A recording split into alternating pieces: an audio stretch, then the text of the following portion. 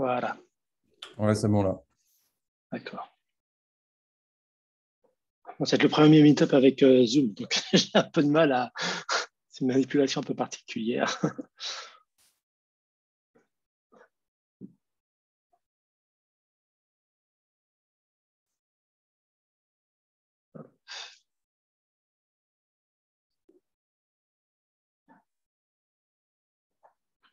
Bon.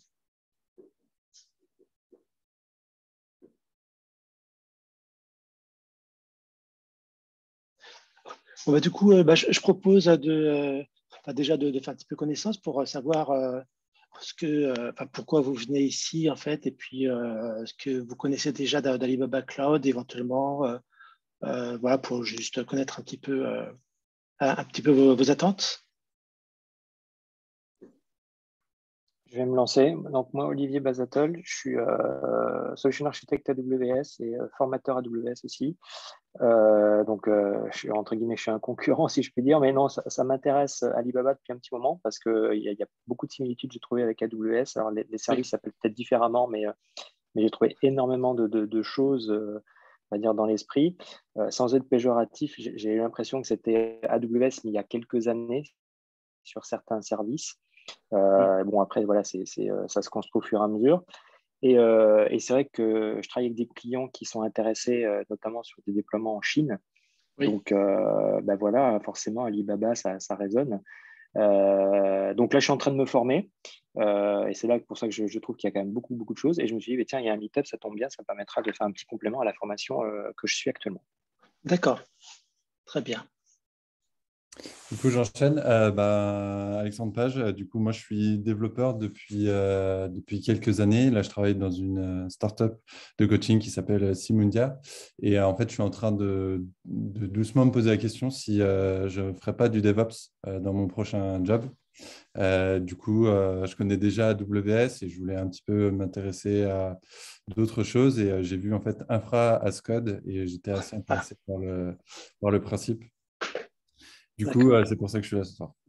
D'accord.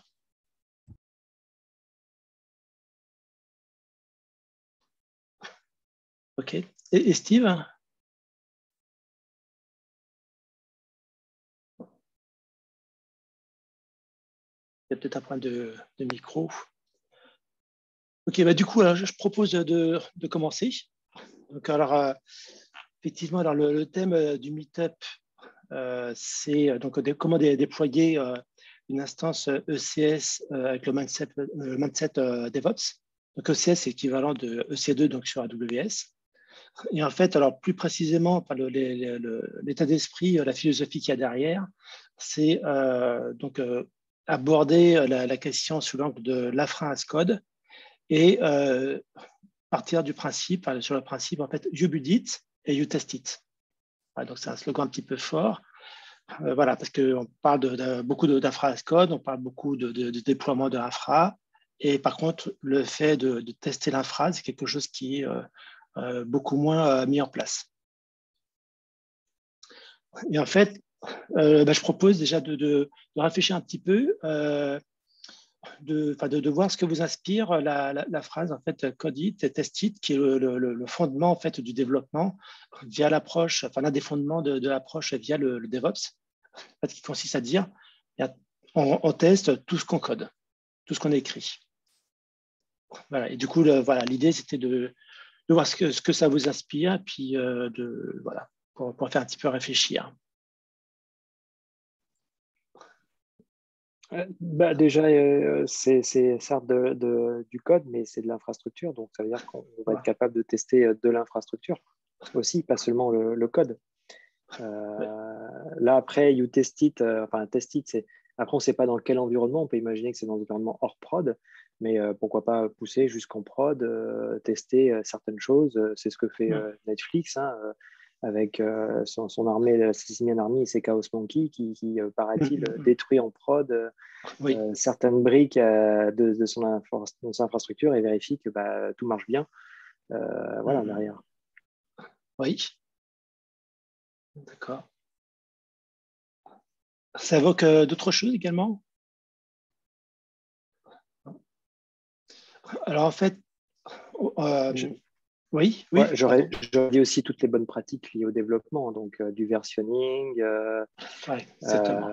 c'est de l'outillage, c'était tout cela. Et puis c'est aussi l'autonomie et la responsabilisation des gens. Exactement, ouais, tout à fait. Voilà. Alors, du coup, en fait, comme on parle de infra as code, eh bien, en fait, l'infra, c'est du code. Et en fait, on peut le tester de la même manière que du code normal. Donc, ça veut dire que, on va le voir, le but, c'est de comprendre qu'on va pouvoir même tester toute l'infra au fur et à mesure qu'elle se construit. C'est-à-dire qu'en fait, au fur et à mesure qu'on va monter l'infra, on va la configurer, etc. À la limite, même, on peut aller, là, ce n'est pas l'objet du meetup, mais on peut même aller jusqu'à appliquer des pratiques de TDD, même pour l'infra. Voilà, après, c'est pas toujours très simple avec les outils, et puis avec le temps de réaliser les opérations, parce qu'il faut quand même des feedbacks rapides. Mais voilà, l'idée, ouais, effectivement, c'est vraiment de s'approprier des pratiques du développement pour l'infra. En fait, le programme, il va s'articuler. D'abord, je vais me présenter très brièvement. En fait, je vais parler un petit peu d'Alibaba Cloud. C'est voilà, avec ma vision, le pourquoi, enfin, quel est l'intérêt de Alibaba Cloud de mon point de vue. Enfin, ça va être très bref parce que c'est pas c'est pas sujet principal, mais c'est quand même important de comprendre. Et puis ensuite, eh bien, on va parler des mindsets du DevOps qu'on va appliquer au cas de l'infra, du montage de l'infra.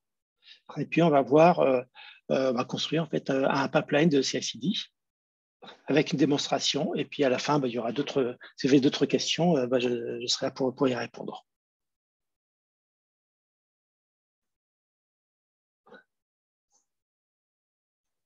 Alors moi, qui suis-je rapidement en fait? Donc, je suis coach DevOps. Et j'ai écrit donc plusieurs livres, dont notamment le livre Guide d'Alibaba Cloud, qui est paru en septembre. Il y a aussi une version en anglais. Et voilà, je m'intéresse donc évidemment au DevOps, au cloud, bien évidemment, à agilité. J'ai été coach agile dans le passé. Et développement, je suis un ancien développeur web et mobile, donc iOS et Android. Et puis, je m'intéresse aussi beaucoup au blockchain.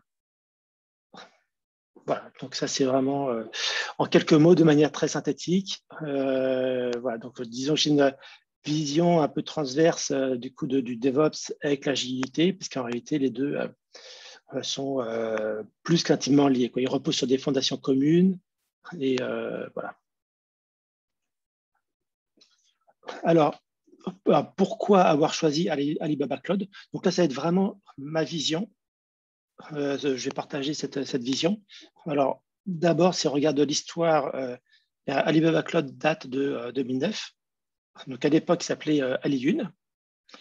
Et en fait, en 2017, on voit que Aliyun en fait, a changé de nom et est devenu Alibaba Cloud. Donc, ça montre, en fait, ça marque la date à laquelle Alibaba Cloud a voulu aller à l'international. Et aujourd'hui, bien Alibaba Cloud, c'est numéro 1 en Chine continentale. Donc, Chine continentale, ça signifie hors Hong Kong, en fait, hein, c'est vraiment le continent. Et c'est le leader en Asie. Donc, c'est pas intéressant uniquement pour la Chine, mais c'est aussi pour l'Asie. Et dans le monde, c'est quand même le numéro 4. Voilà. Il faut quand même qu'on parle aussi de la couverture d'Alibaba Cloud en Chine et hors de Chine, parce que c'est quand même un point qui est essentiel. Donc, en fait, en Chine continentale, il y a 13 data centers. Il y en a autant hors de Chine. Et en fait, en bas, on voit où se trouvent les data centers. Donc, on voit qu'il y en a en Europe, il y en a à Francfort, en Allemagne, et à Londres. Il n'y en a pas, malheureusement, à Paris. En France, il n'y en a pas. Et puis, il y a donc 70 pays couverts. Voilà, donc ça, c'est les 3 chiffres importants. Donc, on voit qu'il y a autant de data centers en Chine que hors de Chine. Voilà, c'est juste une vision de l'écosystème. En fait, c'est Ça permet de voir que Alibaba Cloud, il y a beaucoup de similitudes effectivement avec Amazon, puisqu'ils ont un écosystème complet.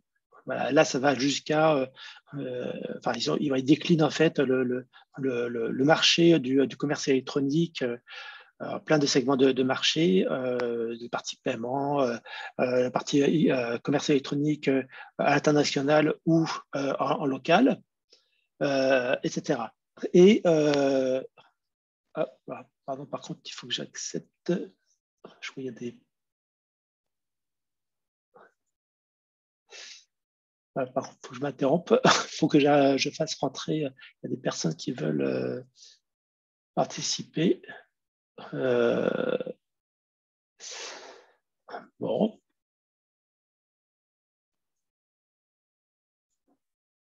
Hop.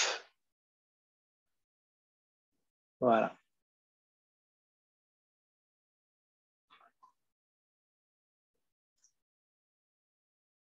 Voilà. Du coup, donc l'écosystème Alibaba Cloud, ça couvre donc énormément de sociétés et notamment il y a dans leur périmètre, dans le groupe, il y a Youku qui est l'équivalent de YouTube en Chine.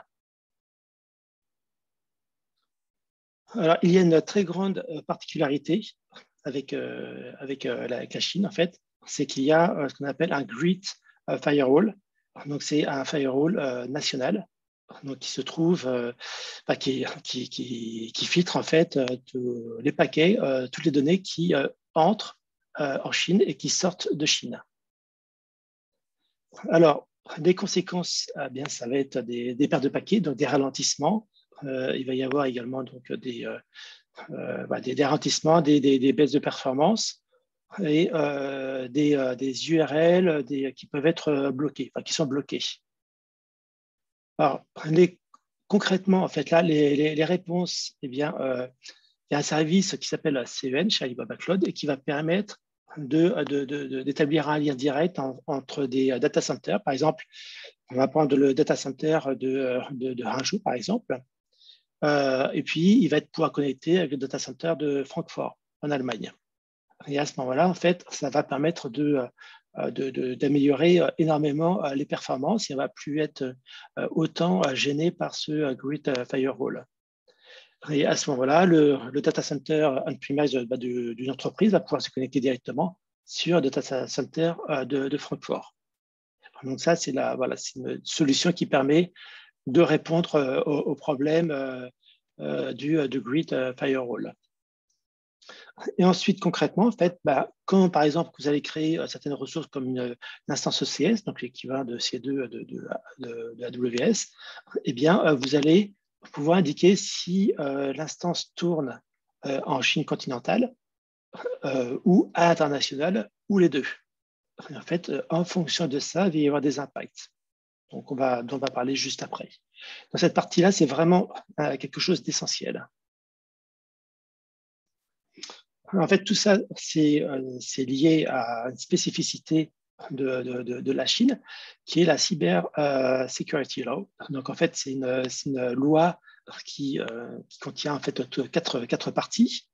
Donc, la première partie porte sur la sécurité réseau. Donc, il y a par exemple une obligation de rétention des logs sur 6 mois et sur l'obligation de patching des systèmes. Donc là, il n'y a pas de surprise. C'est également, le deuxième volet, en fait, c'est ce qu'on appelle le PIB. En fait, ça consiste à vérifier l'identité réelle des personnes qui sont derrière les services et ça porte également sur le transfert de données et leur stockage.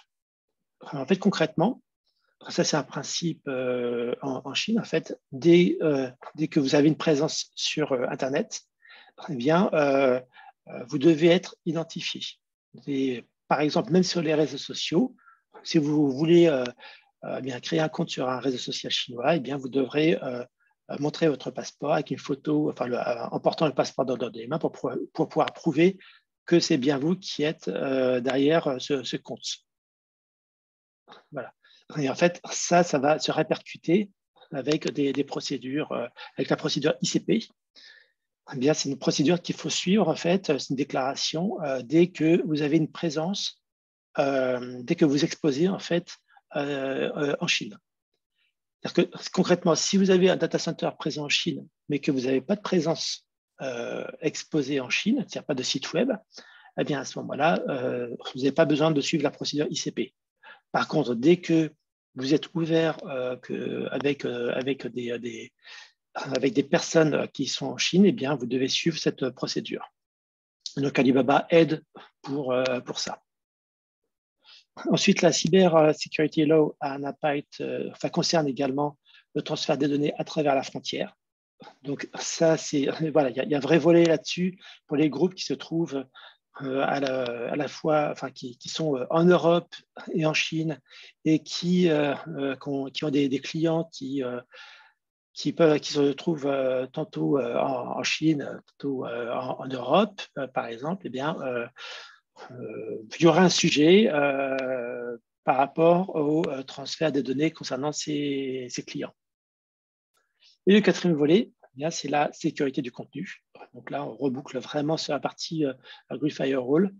Là, les images, les textes, les vidéos et les audios, en fait, qui sont interdits, eh bien, ils sont bloqués. Voilà. Et ça, et ce qui amène eh bien, à certains sites web de ne pas être accessibles depuis la Chine.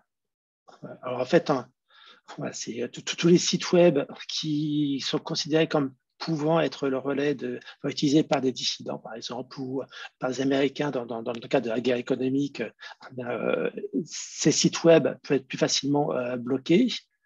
Voilà, donc c'est aussi une des raisons pour lesquelles les sites comme Twitter, Facebook, etc. sont bloqués. Voilà. Accessoirement, ça permet également de favoriser des champions nationaux. Mais voilà, il y a plusieurs raisons. Et donc, ça, c'est un vrai problème. Moi, j'ai eu le cas, par exemple, sur un de mes sites web, il y avait une URL en fait, où il y avait marqué Dropbox dans l'URL.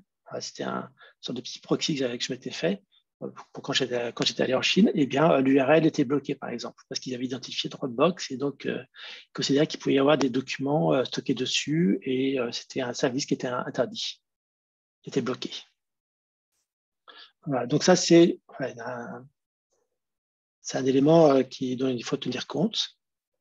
Alors, si on parle de confidentialité, sécurité, scalabilité, disponibilité, pour faire bref, donc Alibaba Cloud respecte le RGPD.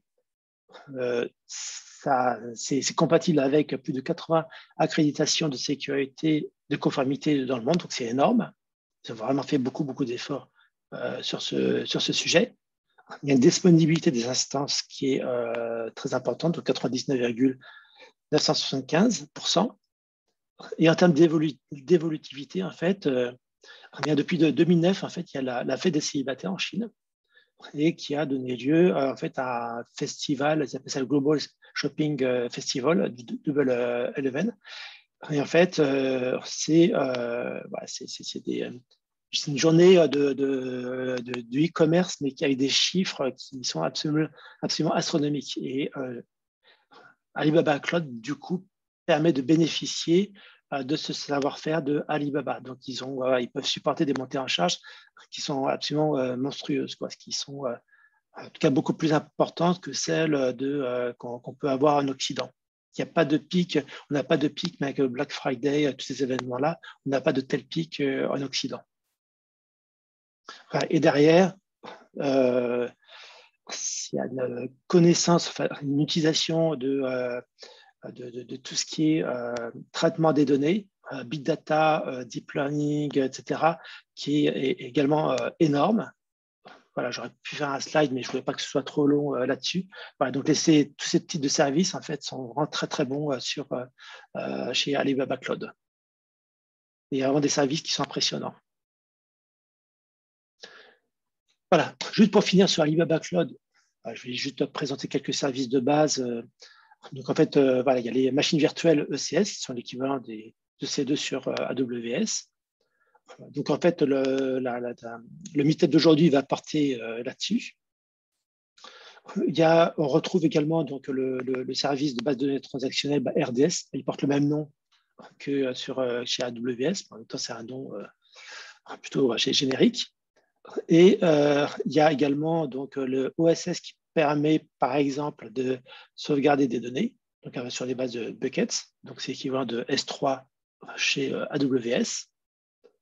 Et si vous voulez déployer des sites web statiques dans le monde entier, eh bien, vous pouvez bénéficier d'un CDN et couplé avec des buckets, donc avec le service OSS. Donc ça, je ferai peut-être un autre meet-up sur le déploiement création d'un pipeline complet de déploiement depuis GitLab vers OSS et CDN. Voilà. Et je vais juste te présenter un autre service qui est Kubernetes, donc ce qu'ils appellent serverless. Alors, c'est très intéressant, en fait, ça permet de monter en quelques minutes un cluster kube. En fait, quand on dit serverless, en fait, il faut le comprendre plutôt dans le sens de nodeless, c'est-à-dire qu'en fait, vous ne gérez pas les nœuds. Et, voilà. Et c'est vraiment très, très puissant. Et voilà, je ferai aussi un meet-up sur le sujet ultérieurement. Voilà, j'ai voulu passer rapidement sur les services Alibaba et sur voilà, ce que c'est les spécificités en fait, d'Alibaba Cloud. Je ne sais pas si vous avez des questions déjà à ce stade. Non, pour moi, c'est clair. D'accord, parfait. Alors, maintenant, on va rentrer dans le cœur du sujet. Alors, on va d'abord parler du mindset DevOps. Voilà, donc,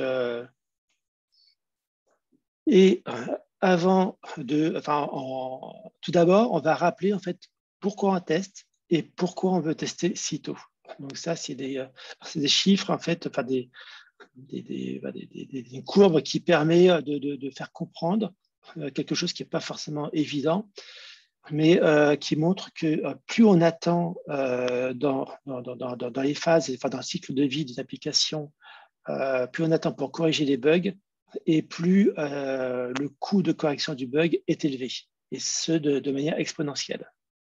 Donc évidemment, quand on arrive en production, le coût de correction du bug est énorme parce que voilà, on est en production. En plus, ça concerne des développements qui sont anciens. Il faut se remettre dans le bain. Il faut pouvoir identifier où se trouve le problème parmi tout ce qui a été livré, etc., etc.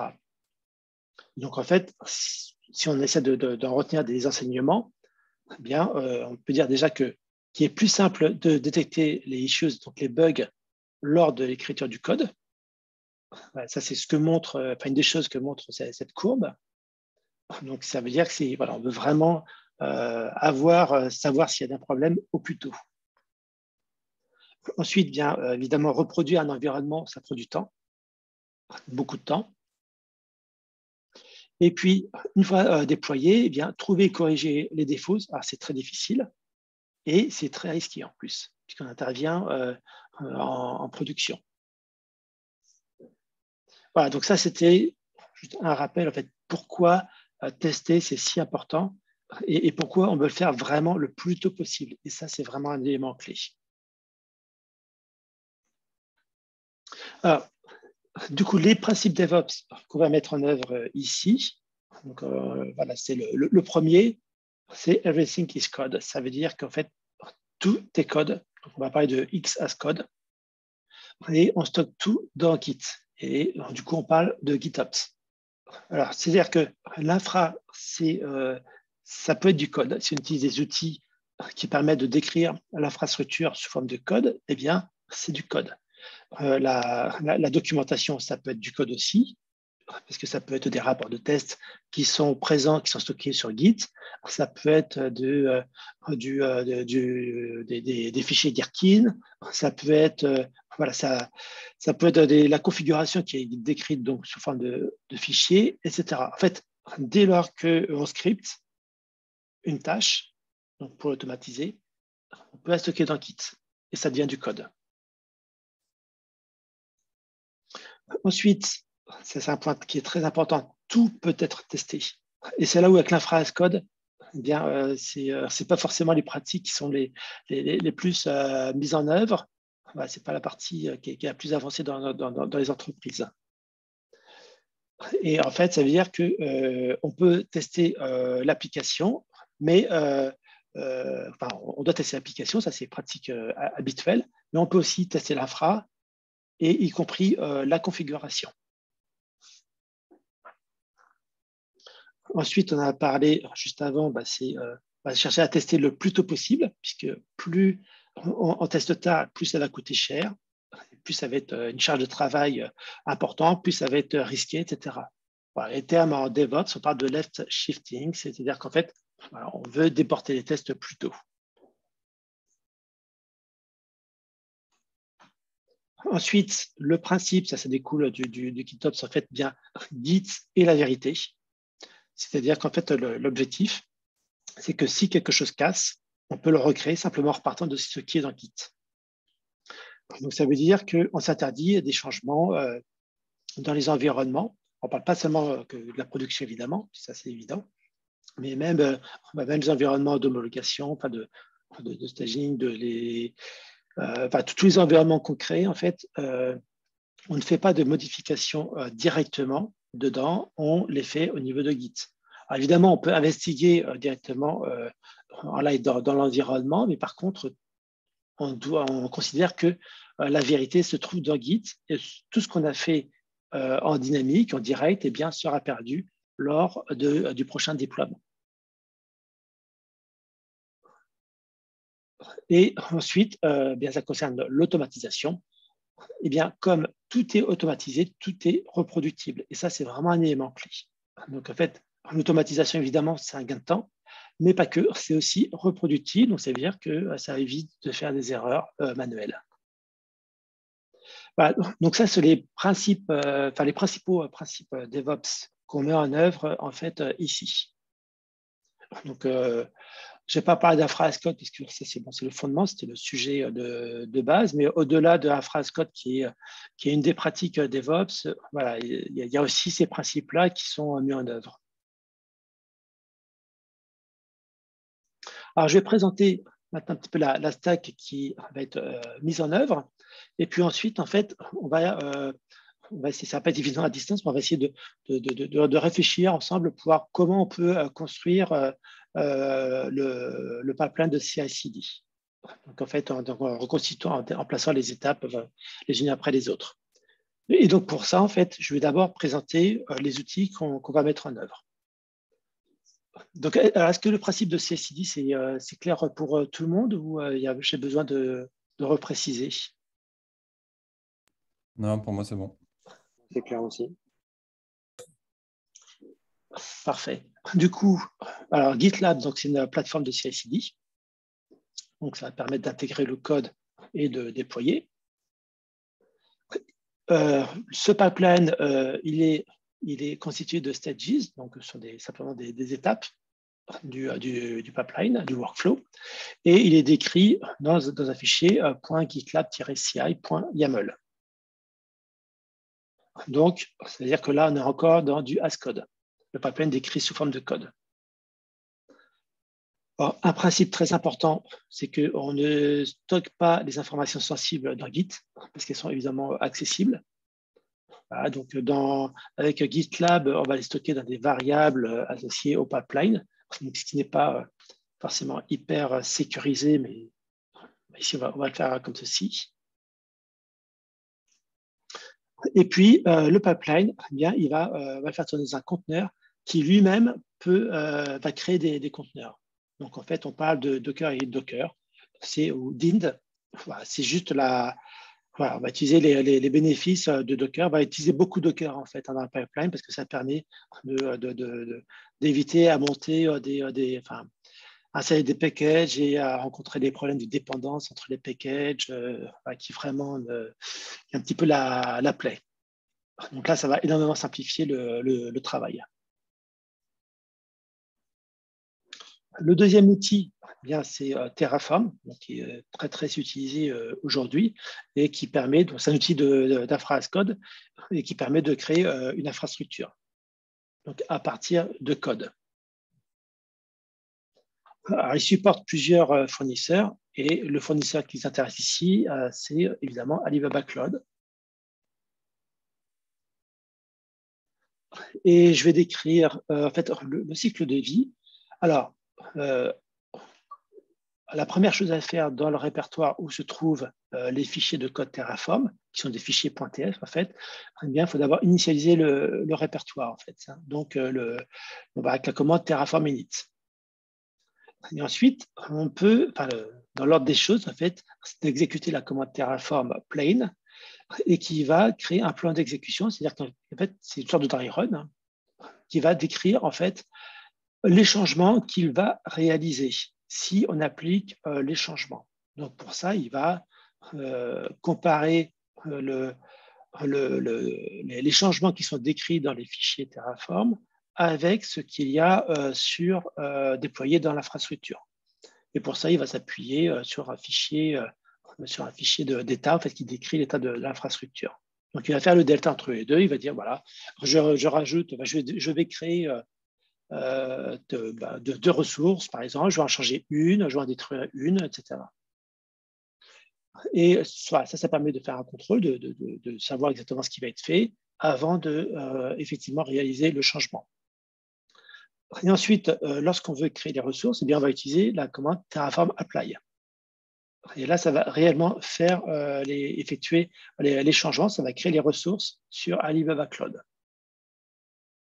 Voilà.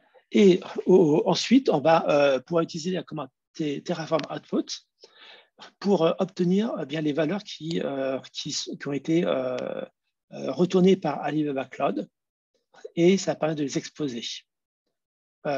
Concrètement, bien l'élément principal, ben, ça va être l'adresse IP, par exemple, de l'instance ECS. Ouais, donc, on a évidemment créé une instance, on a besoin de son adresse IP. Eh bien, Terraform récupère ces informations et avec la commande Terraform output, on va pouvoir afficher certaines de ces valeurs. Et ensuite, on va pouvoir détruire l'infrastructure avec Terraform Destroy. Donc Terraform, c'est pas un outil qui est très très compliqué. De base, en tout cas, on peut créer des fichiers vraiment simplement en fait. Ensuite, on va utiliser un troisième outil qui est Terraform Compliance et qui, lui, en fait, permet de vérifier que le code Terraform que vous avez écrit implémente bien les spécifications.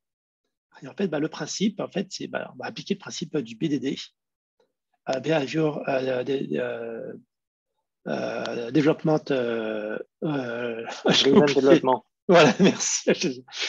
Et en fait, on va décrire sous forme de spécifications, donc, qui vont être concrètement des fichiers Gherkin. Eh bien, on va décrire le comportement attendu. Et ensuite, on va vérifier que ce qui va être créé est effectivement ce qui est décrit.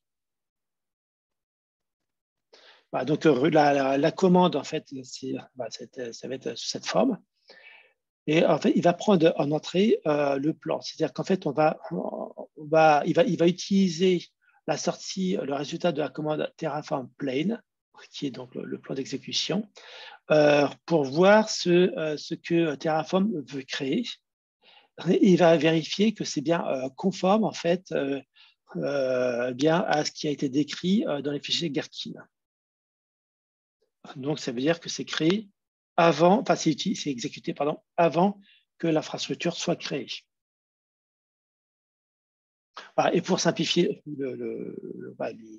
l'utilisation de Terraform Compliance, on va utiliser l'image Docker Terraform Compliance.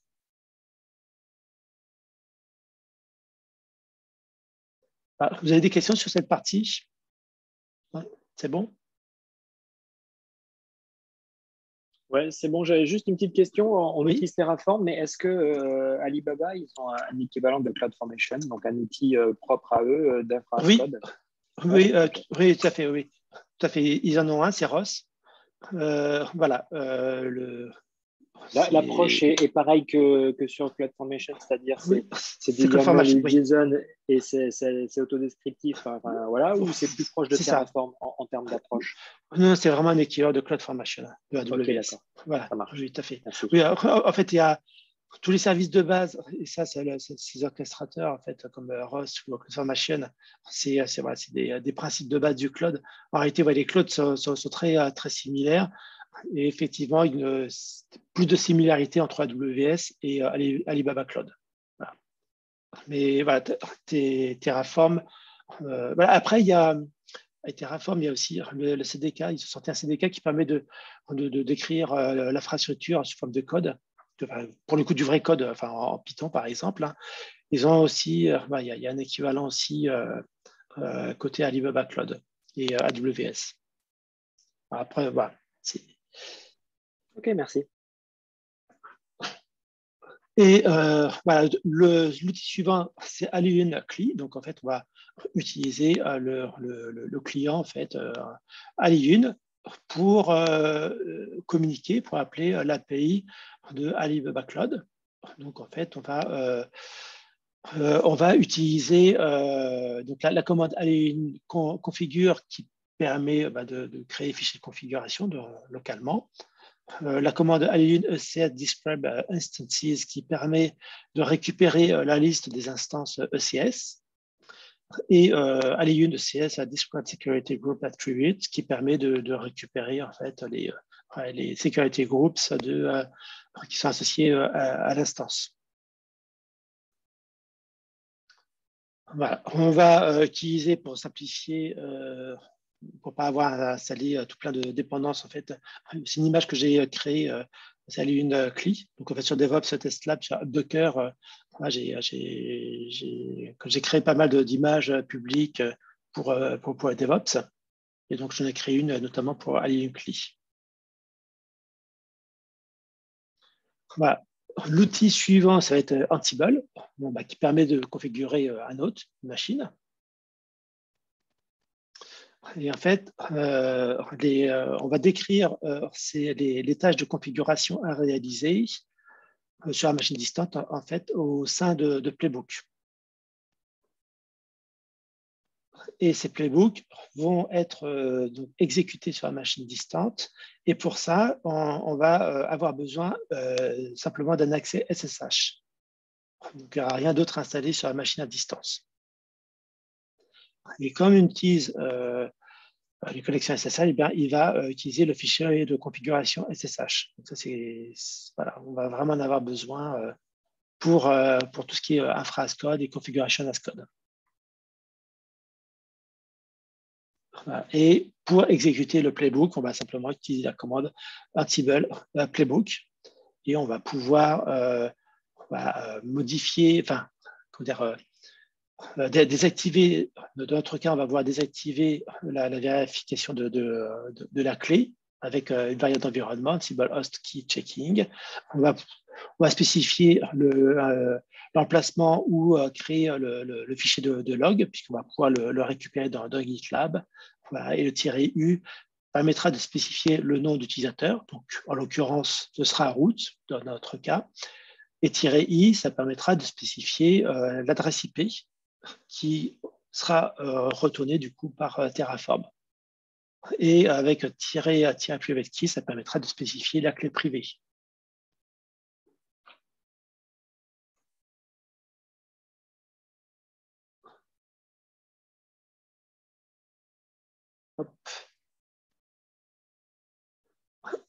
L'outil suivant, en fait, c'est Server Spec.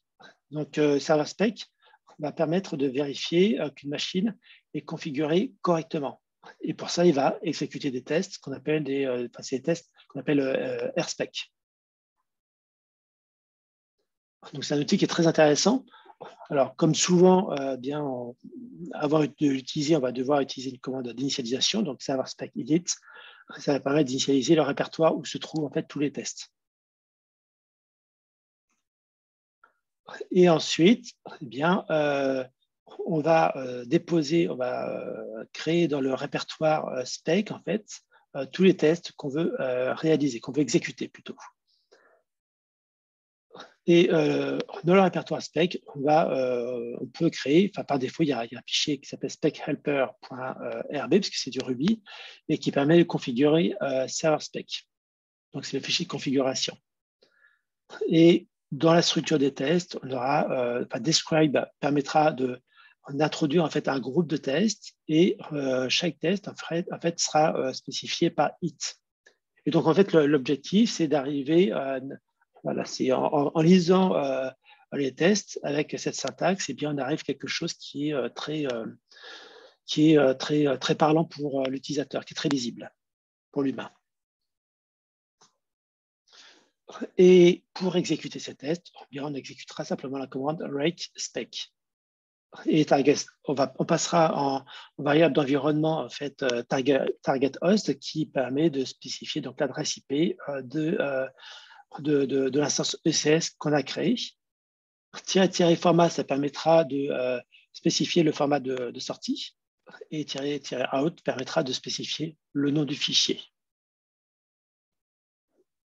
Voilà, donc ça, c'est tous les éléments qu'on utilisera.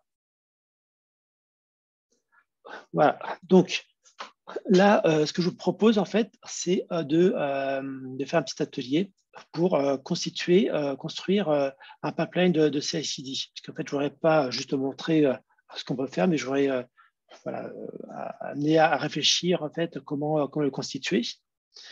Et donc, le but, en fait, c'est, voilà, il y a des cartes à disposition et on va ordonner ces cartes pour construire ce pipeline de CI/CD. Et donc, en respectant le mindset DevOps dont on a parlé tout à l'heure, c'est-à-dire notamment faire tester au plus tôt, etc. Et ensuite, dans un second temps, en fait, on pourra placer sous certaines des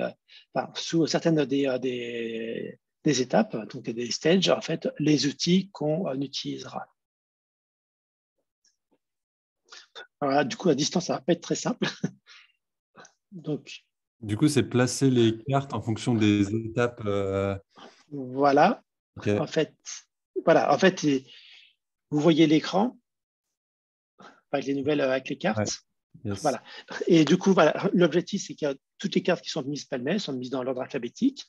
Et c'est identifier, ordonner ces cartes pour voir dans quel ordre on devrait faire différentes tâches. Du coup, vous pouvez utiliser le chat ou alors à l'oral, c'est comme vous voulez. Pardon, je vais mettre comme ça. Est-ce qu'on peut avoir le document? Alors, je peux le partager sur le chat. Alors, il est en local. Par contre, je peux l'envoyer. Alors, je ne suis pas un grand habitué de discuter. Hop.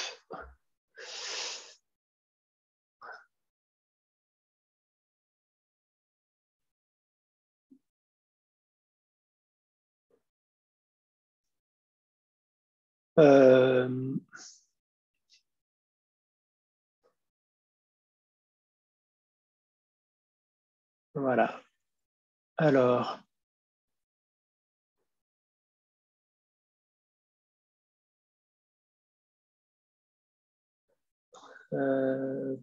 Voilà.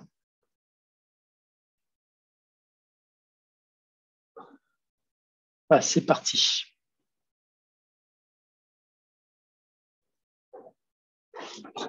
Voilà, là, le but, hein, c'est juste de bien réfléchir plutôt que d'être passif et puis juste de voir le résultat qui n'est pas forcément très… ce qui ne vous amène pas forcément à bien comprendre les raisons pour lesquelles on enchaîne tout ça.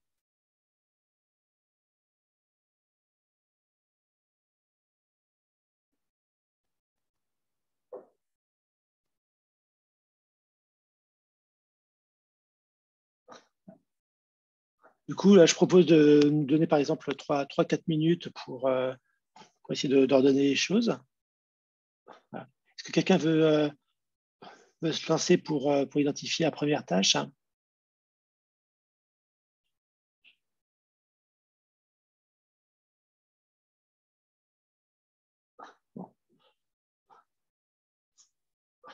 Du coup, je propose de commencer les premières étapes et puis après de compléter. Donc, en fait, là, on voit que le premier, c'est construire l'application. Donc, en tant que développeur, quand je commit du code sur la branche de développement, je veux que mon code soit intégré dans la nouvelle build de l'application. Donc, en fait, ça va être le point de départ.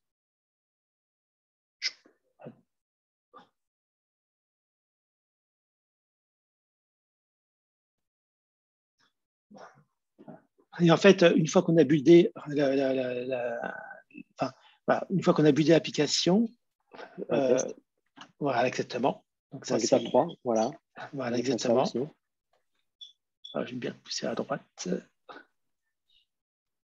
Alors maintenant, on a testé l'application. Donc les thématiques, en fait, on a l'application, l'environnement et l'infrastructure. Donc moi, je partirais sur peut-être créer l'infra, parce que si on veut après la déployer sur d'autres environnements, il va falloir créer peut-être l'infrastructure et tester cette infra. Oui, d'accord. Après, valider, c'est… Ouais, voilà. Pardon ? Valider, c'est quoi ? Valider, voilà. c'est quoi ? Alors là, le scénario, mais use case, c'est en tant qu'architecte, je souhaite vérifier que l'infrastructure qui va être déployée répond bien aux besoins que j'ai définis. Donc, si on teste et que les tests sont OK, c'est validé, non ? Ou c'est… C'est validé, oui. Est-ce que ce sont les tests qui valident ou est-ce que c'est une validation juste a priori au sens j'ai des spécifications fonctionnelles, j'ai des besoins, j'ai fait une architecture, donc c'est bon, j'ai validé moi visuellement que c'est fait, mais j'ai envie de dire, on n'est pas une approche DevOps à ce moment-là, puisque c'est du visuel, c'est de l'humain. J'ai envie de dire, c'est les tests on va tester l'infra, qui eux vont permettre de dire et valider l'infrastructure, est-ce qu'elle est conforme ou pas. Donc valider, finalement, c'est une conséquence de tester l'infrastructure. Si les tests sont passés, OK. Non ? C'est une façon de voir les choses. Et en fait, là où on introduit quelque chose d'original, c'est qu'en fait, on a parlé de spécifications exprimées sous forme Gherkin, donc avec le BDD. C'était une originalité en fait, du pipeline. C'est-à-dire qu'en fait, tout à l'heure, on avait vu que on pouvait vérifier que ce qui va être créé correspond bien aux spécifications qui ont été écrites. Voilà. Parce qu'en fait, voilà, et ça, l'intérêt, c'est qu'on le fait avant de créer l'infrastructure. C'est-à-dire qu'en fait, dans le cas de l'infra, c'est un cas un peu particulier. Ouais, mais on ne va pas la valider à chaque fois, en fait. Non, si. Enfin, pour moi, c'est plus une étape qu'on fait en amont, même avant. En fait, ça pourrait être avant même le développement, mais plus côté DevOps, parce qu'on on la valide qu'une seule fois, l'infrastructure. Alors, voilà.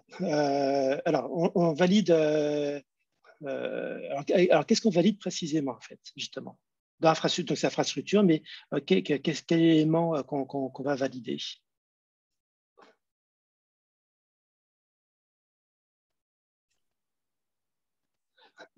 En fait, ce que ça prend en entrée, en fait, c'est le plan d'exécution de Terraform et le fichier d'état qui décrit l'état de l'infrastructure. Okay. Et du coup, voilà, c'est juste ça, ça vérifie que ce qu'on a décrit dans le code Terraform, eh bien, ça va bien réaliser ce qu'on avait, ce que le PO, entre guillemets, parce que ce que l'architecte, en l'occurrence, en fait, a demandé. Voilà. Et là, on parle de tâches qui sont automatiques. Donc, en fait, c'est des tâches qui sont rapides. Et ce qui fait que si, par exemple, eh bien, on mettait effectivement voilà, la validation de l'infrastructure avant la création, eh bien, ça permettrait déjà de vérifier ici que oui, le code Terraform, tel qu'il est décrit, tel qu'il a été écrit, eh bien, il est censé bien réaliser ce qui est décrit dans les spécifications Gherkin. Donc, okay. à ce stade, on ne l'a pas encore fait. Donc, voilà, c'est juste des tests. On va tester certaines choses. On ne va pas tout tester. On ne sera pas sûr que tout est bon. Mais par contre, voilà, on va quand même déjà vérifier qu'il n'y a pas eu une incompréhension en fait, avec les gens du métier. Là, en l'occurrence, ce sera l'architecte et puis les personnes qui auront écrit le code Terraform. En fait, c'est ça le but, c'est vérifier que, voilà, qu'il n'y a pas eu de mauvaise compréhension et que les spécifications, eh bien, elles ont été correctement implémentées. Et après, voilà, est-ce qu'il y a un bug dans le code? Ça va permettre de le dire en partie seulement. Et à la fin, effectivement, le test final, ça sera le test de l'infra. C'est lui qui va vraiment dire si tout est bon. Mais en faisant cette validation avant, eh bien, ça nous permet déjà de tout de suite, avant de modifier l'infrastructure, ça permet déjà de dire attention, là, il y a eu un loupé. Et du coup, ça coûtera moins cher, ce sera beaucoup moins problématique de déceler ce problème à ce niveau-là. Voilà, donc ça, c'est vraiment une particularité. Ouais, je trouvais intéressant l'outil, en fait, pour ça. Je ne connais pas très bien dans ces deux outils, mais du coup, ça ne se limite pas que par Terraform. On pourrait aussi mettre Server Spec, non? Alors, pour la partie validation, en fait, non, ce que Server Spec, lui, il va voir ce qui est déployé, ou alors enfin être déployé sur une autre instance de test. Alors que là, en fait, la validation ne fait rien du tout. En fait, il va simplement, on voit ça, on va voir l'exemple concrètement à quoi ça ressemble derrière. Il va lire le Gherkin. En fait, dans les spécifications, il va vérifier que la sortie de Terraform Plane va bien réaliser les changements qui sont attendus. Voilà, et c'est la commande Terraform Apply qui créera réellement l'infrastructure. Donc là, en fait, on bénéficie de l'usage de la commande Terraform Plane, voilà, qui crée juste un plan d'exécution, qui sort de dry run, en fait, qui va simplement décrire ce qu'il a prévu de faire. Parce que là, voilà, l'infrastructure, c'est une différence avec une simple application où l'application, on la build, on peut la déployer, on peut la remplacer très facilement. L'infrastructure, c'est quand même beaucoup plus lourd. C'est plus compliqué de revenir en arrière. Okay. Bon, je propose de revenir dessus au moment où on s'arrêtera un peu plus longtemps sur cette partie-là. Parce que voilà, ce sera plus parlant lorsque vous verrez tout ça concrètement. Voilà. Donc là, on a configuré l'infrastructure et du coup, l'étape d'après, la plus logique. Je vais configurer mon environnement. Voilà, tout à fait. Peut-être le tester. Voilà, tout à fait. Et si mon environnement est OK, je vais pouvoir déployer mon application. Alors, sauf si peut-être la partie validation arrivera après, parce qu'on a des outils de validation. Voilà. Mais moi, ça serait... voilà, c'est comme je me regarde par rapport à l'infrastructure, le côté validé, je me méfie un peu maintenant. Oui, tout à fait. Bon, c'est trop peur, ça dépend des outils. Hein. Là, en l'occurrence, c'était vraiment la partie validation finale, en fait. Hein, mais effectivement, en lisant ça, il y a une ambiguïté, hein, de toute façon. Voilà. Donc là, ça dépend du contenu des tests, effectivement. Ouais. Donc, déployer, tester, valider. Voilà. Déployer, tester, voilà. Là, en l'occurrence, c'est de là, mais ça, il faut savoir ce qui est fait derrière. Pour le savoir, il pourrait être fait en parallèle. Voilà. Et de même, alors tout à l'heure, il y avait une remarque qui était faite, oui, l'infrastructure, en fait, elle pourrait être faite, les bleus, là, pourraient être faits en parallèle de l'application. Oui, tout à fait. Ouais, voilà. Voilà, pour simplifier, voilà, oui. On le fait comme ça. On a enchaîné, mais voilà. clairement, ça peut être fait en parallèle, c'est clair. Voilà, tout à fait. Voilà. Après, là, le choix était de monter une infra pour l'application. Évidemment, si on a une infra qui va héberger plusieurs applications, ça ne va pas se passer exactement comme ça. On va devoir, ce sera probablement 2 pipelines, ou enfin voilà, il y aura. Voilà. Et du coup, hop. Là, on a la partie outils.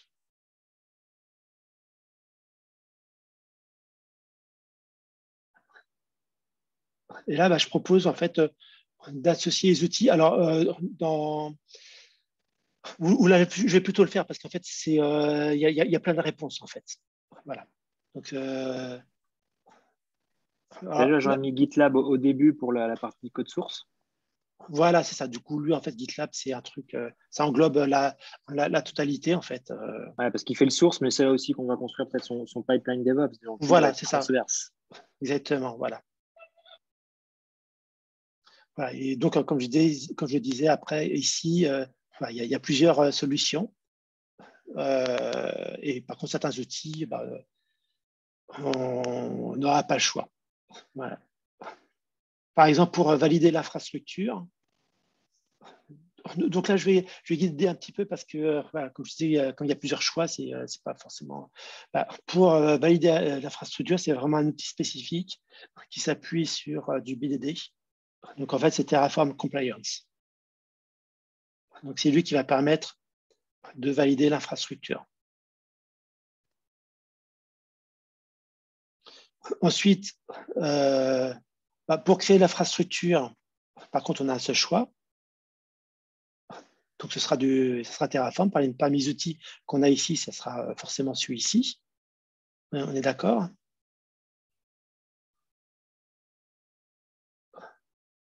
Pour tester l'application ici, je ne l'ai pas mis, j'aurais pu le mettre. On va le faire simplement en bash. Ça va être quelque chose de très simple, hein, parce que ce n'était pas le but de le faire ici. Configuration de l'environnement. C'est tout ce qui est configuration, c'est le domaine de prédilection d'Ansible.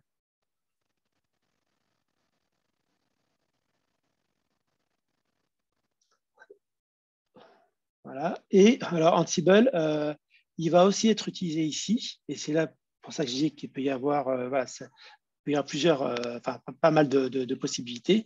Eh bien, on va également l'utiliser pour déployer l'application. Parce que l'application, en fait, c'est une image Docker, et bien, on va pouvoir utiliser Ansible, pourquoi pas pour le déploiement.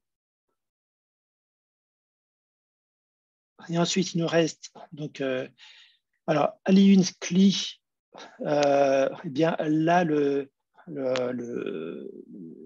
je l'ai utilisé pour tester l'infra. Voilà, parce que avec c'était l'outil qui était le plus approprié parce que on peut utiliser un serveur spec. Par contre, on va vérifier que les ressources, certaines ressources sont bien, sont bien créées. Par contre, ça ne va pas du tout nous permettre de vérifier que tel security group a bien été créé, qu'on a bien. Ça va permettre de vérifier que les ressources de Alibaba Cloud ont bien été créées. Et donc, c'est pour ça que là, j'ai utilisé Aliun CLI. Oups. Voilà. Et ensuite, eh bien, serveur spec, eh bien, ça va être. C'est un outil qui est parfaitement adapté, par exemple, pour tout ce qui est fait, pour passer après du Ansible. Donc, en fait, Ansible effectue des changements sur la VM. Bien, avec serveur spec, on va pouvoir vérifier ce qui a été fait.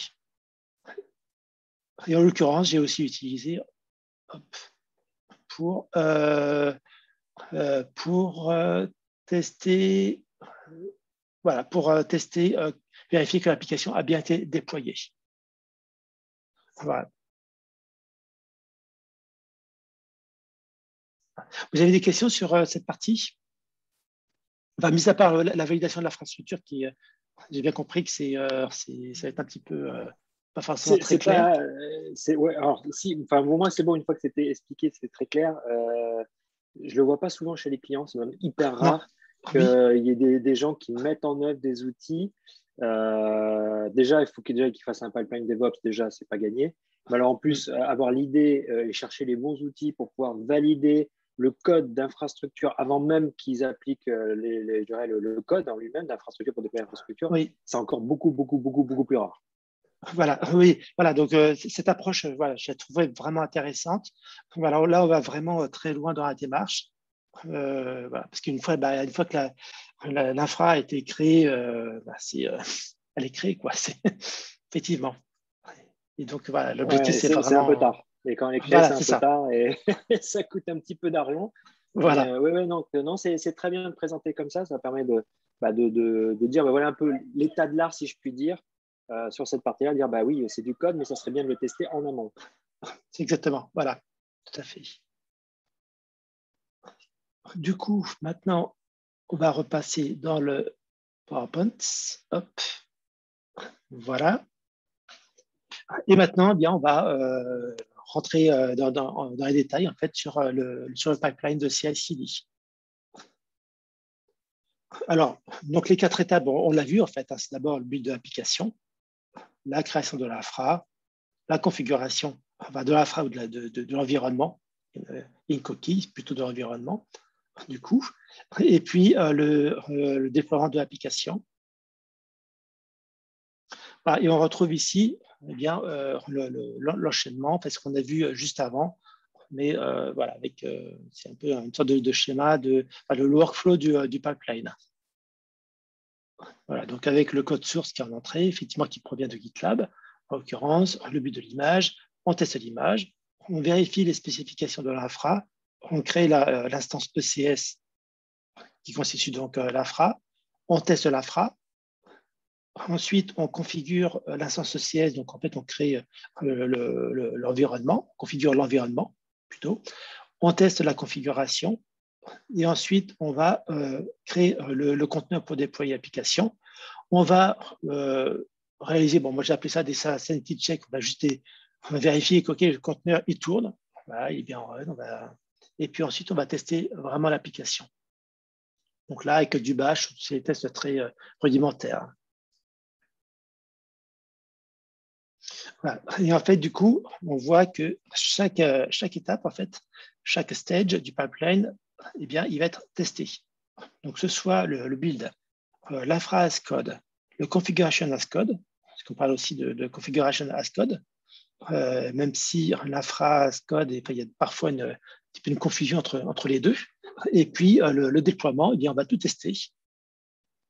Et avec un point particulier, effectivement, pour l'infrastructure, où là, on va la valider et la tester. Donc, la valider en amont. Même si le terme validé, effectivement, il est tester, valider, c'est des termes qui sont un petit peu dangereux de utiliser parce que dans certains contextes, comme dans le domaine du test, par exemple, ils ont des sens très particuliers. Voilà. Et puis, à la fin, pour le déploiement, il y aura on fera des sanity checks et puis des tests, alors UAT entre guillemets, hein, on fera juste un curl en fait, hein, mais on vérifiera qu'il tourne. Voilà. Et alors, surtout, en fait, tout est testé de manière automatique. Donc, l'application, donc ça veut dire c'est le fichier HTML, CSS, JavaScript, le Dockerfile, eh bien, tout ça, il va être testé ici par du bash. Pour l'infra as code, on a en entrée des fichiers Terraform, des .tf, et on va le tester avec du Terraform Compliance et avec Aliyun CLI. Et Configuration as Code en entrée, eh bien, on a des playbooks Ansible et on va tester ça avec ServerSpec. Et pour la partie déploiement, eh bien, en entrée, on va avoir un playbook Ansible et on va le tester avec du ServerSpec et avec du bash.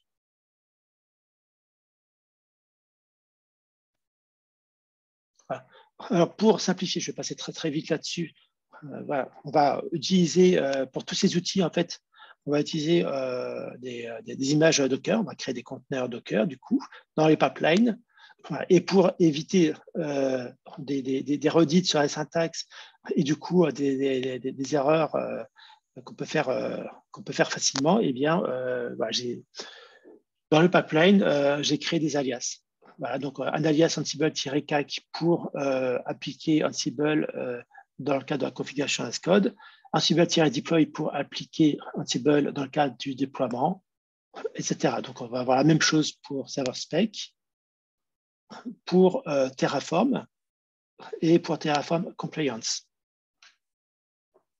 Voilà, et on va en plus vraiment gagner en lisibilité dans les pipelines. Alors là, on va décrire de manière résumée, en fait, comment vont se passer chaque opération. Puis après, on lancera ensuite le pipeline et puis je montrerai à quoi ça correspond. Et si on a le temps, on pourra introduire aussi des pannes, enfin des erreurs, des bugs plutôt à certains niveaux. Mais bon, l'exécution du pipeline est quand même assez longue. Donc ici, en fait, on se situe dans la première phase en fait, de l'application. Donc en fait, là, on a simplement l'application, c'est un site web, quelques pages HTML avec une image et on va créer une image Docker qui est basée sur du Nginx, serveur web, et qui va afficher donc ces pages web, ce petit site web. Et pour le tester, pour le builder, eh bien, on va juste, on va les stocker sur UpDocker. Donc, on se connecte sur UpDocker, on build avec la commande Docker build, et on va pousser ensuite avec Docker push l'image qui a été créée sur UpDocker. Voilà, donc ça, c'est quelque chose de très, très classique. Pour le test, en fait, eh bien, c'est juste un shell. Donc, on utilise une petite librairie que j'ai faite, enfin un petit shell plutôt, qui va permettre de créer à la mano en fait, un fichier JUnit XML. Donc, en fait, voilà, le but, c'est de sortir tous les résultats des tests dans un format JUnit, donc c'est un format XML, et ce qui permet ensuite d'être bien alimenté, traité par des rapports de tests, des choses comme ça. Ça permet de sortir les résultats des tests sous le même format. Et voilà, d'abord, donc on fait tourner, on exécute l'image Docker, donc on crée le conteneur. Et puis, voilà, on appelle une méthode bash que j'ai créée, avec d'abord le libellé. Donc là, on va vérifier que la version de Nginx est correcte. Et on va exécuter en fait la commande nginx-v dans le conteneur qui a été créé au-dessus. Et on va vérifier qu'il contient bien 1.20. Donc, on va vérifier que c'est bien la version de 1.20 de Nginx. Voilà. Et ensuite, le deuxième test, eh bien, on va exécuter la commande curl. Donc là, c'est à l'intérieur du conteneur. Hein, c'est vraiment le plus basique. On va vérifier que le serveur web retourne bien sur le port 80 une page qui contient le mot-clé enter et /a. Donc, on va vérifier que Nginx tourne bien dans le conteneur volontairement. Voilà, je fais pas tourner, je vérifie pas qu'il expose correctement les ports. Là, c'est vraiment les tests les plus simples. Voilà.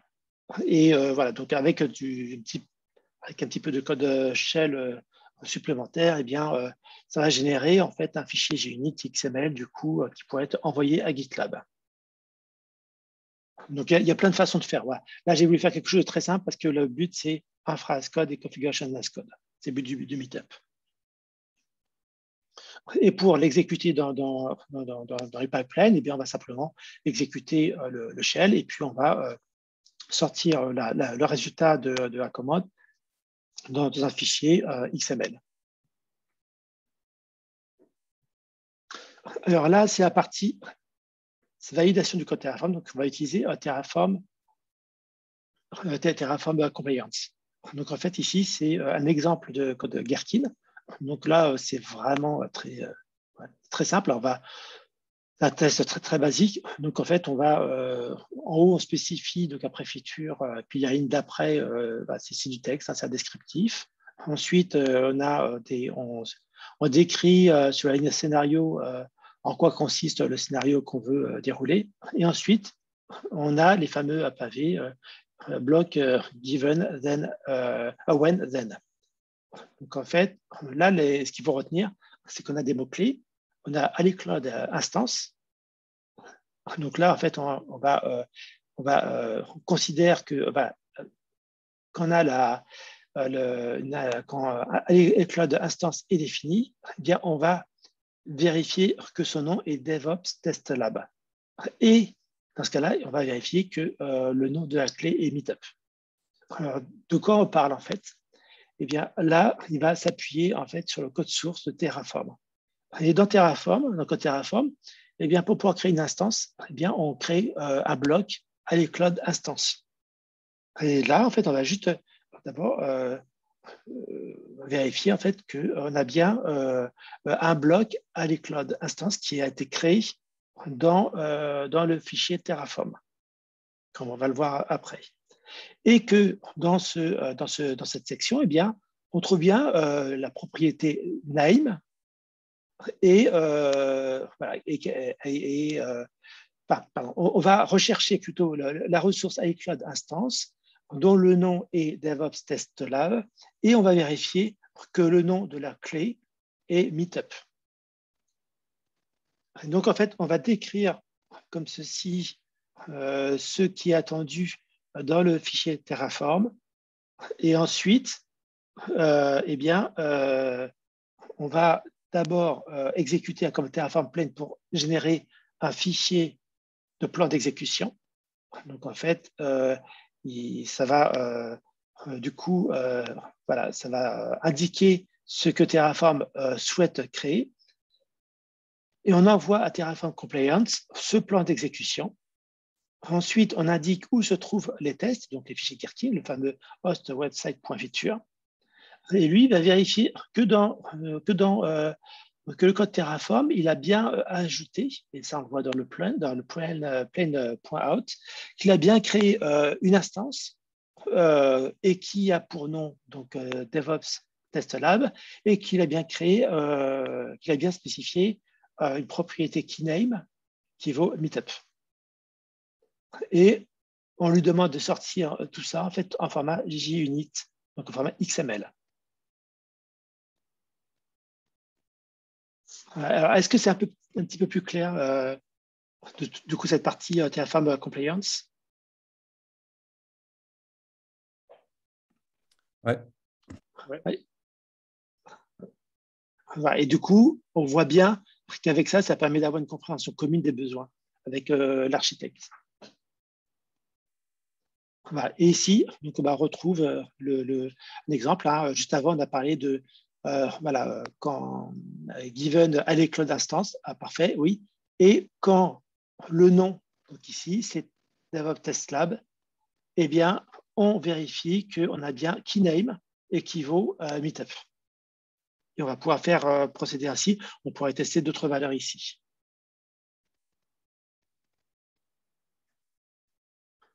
Voilà. Donc, la création de l'infra, donc elle se fait sur la base de ce fichier, des fichiers donc Terraform. On va juste appliquer la commande Terraform apply. Et auparavant, on va copier donc le certificat qui est stocké en fait dans les variables d'environnement de GitHub, qui ne sont pas stockés évidemment dans GitLab, pardon.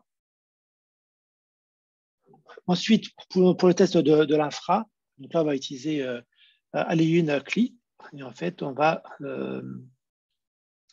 utiliser donc une image. Donc, on va d'abord exécuter la commande Aliyun configure qui va permettre de créer donc le fichier de configuration. Et ensuite, on va bien récupérer en fait la liste des instances en exécutant donc le conteneur que j'avais créé, la Aliyun-CLI. Et dedans, on exécute la commande Aliyun ECS describe instances. On va dire, voilà, récupère, ressort des informations concernant donc l'instance qui s'appelle Meetup. Et je veux sortir tout un ensemble de valeurs et on les liste en fait avec output calls. Et en fait, ça va simplement sortir, récupérer les informations concernant la liste des instances. Voilà. Après, donc, on met en forme tout ça. On va récupérer ici le Security Group ID et la liste des règles du Security Group. En fait, on va récupérer avec la commande Aliyun ECS Describe Security Group Attribute. Ok, voilà, c'est juste de la cuisine. Il faut juste lancer le CLI de Aliyun et puis on fera en sorte de pouvoir extraire les informations dont on a besoin. Donc, c'est juste ça. C'est pas très important. C'est juste des petits codages en fonction des informations qu'on veut extraire. Et du coup, je n'ai pas trouvé d'outils plus simple pour pouvoir récupérer ces informations-là. Voilà. Donc, en fait, on a récupéré toutes les informations et ici, on va bien exécuter les tests et on va donc appeler une méthode, une méthode shell que j'avais créée, donc qui prend premier paramètre donc un libellé. Donc ici, par exemple, c'est ECS instance is running. Et le deuxième paramètre, c'est le test. Donc en fait, ici, on va récupérer la ligne qui contient les données décrivant l'instance. On va extraire dans l'information, l'état en fait de l'instance, et on va vérifier qu'il vaut la valeur qui est passée ici. Et autrement, en fait, on va vérifier que la commande fait que alinucli renvoie bien le statut running pour l'instance qui s'appelle meetup. Voilà. Et on va faire ça pour un certain nombre d'éléments. On va vérifier que l'instance a bien été créée dans la bonne région, qu'on utilise la bonne clé, la bonne paire de clés, etc. Voilà, donc, y compris donc pour les security groups, voilà, c'est le format que j'ai trouvé le plus simple. En fait, on vérifie qu'on autorise bien les connexions par SSH sur le port 22 et que le port 80 est bien ouvert. Voilà. Et là, donc c'est juste un shell à lancer. Ensuite, donc là, alors j'ai simulé en fait le cas de la configuration, enfin, pour injecter la configuration.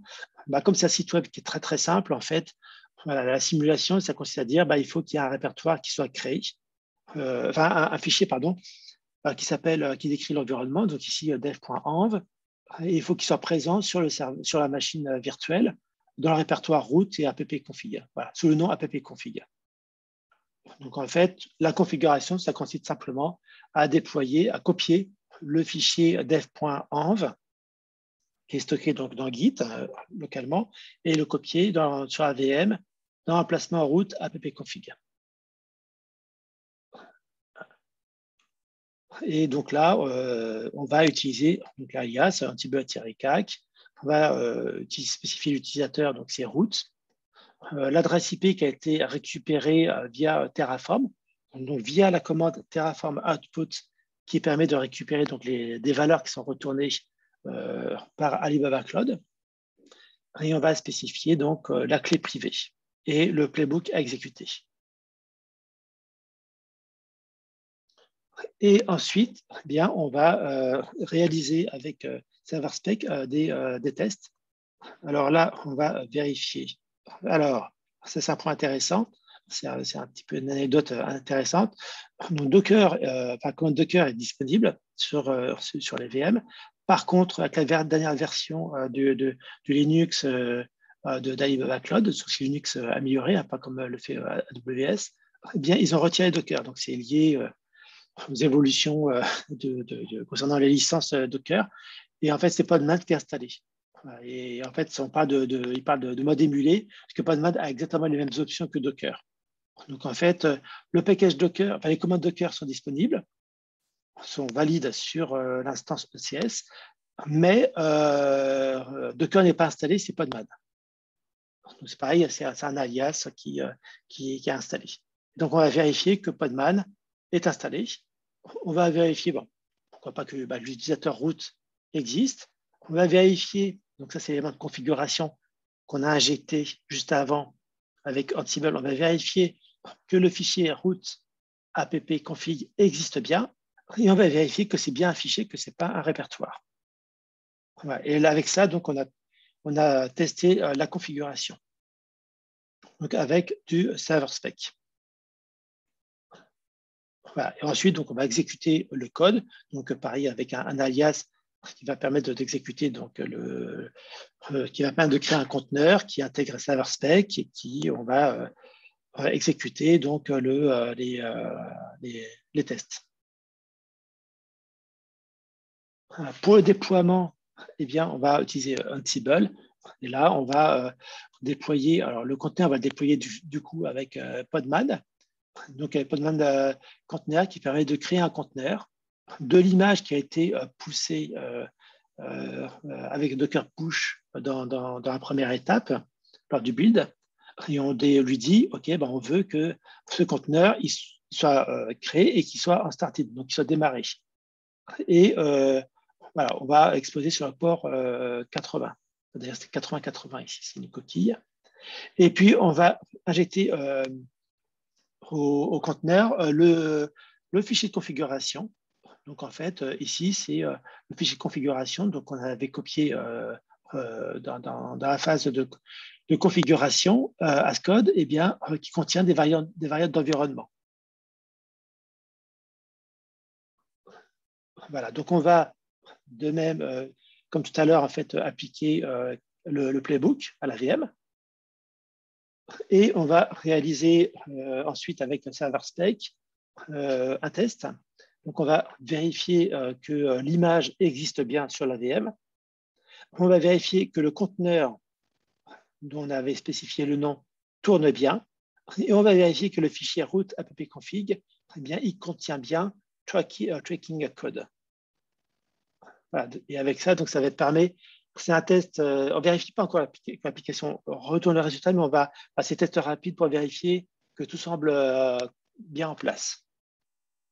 Et ensuite, on va pouvoir, là, on exécute toujours pareil via le conteneur, l'image server spec. Et ensuite, on va simplement utiliser curl pour vérifier que l'application retourne bien une page web qui contient le mot enter.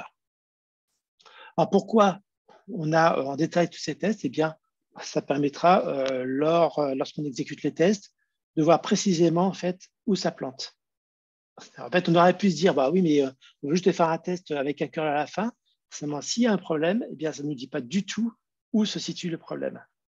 Alors que là, avec tous les tests qu'on a, on saura précisément où se situe le problème. Et donc, ce sera beaucoup plus rapide de corriger le problème.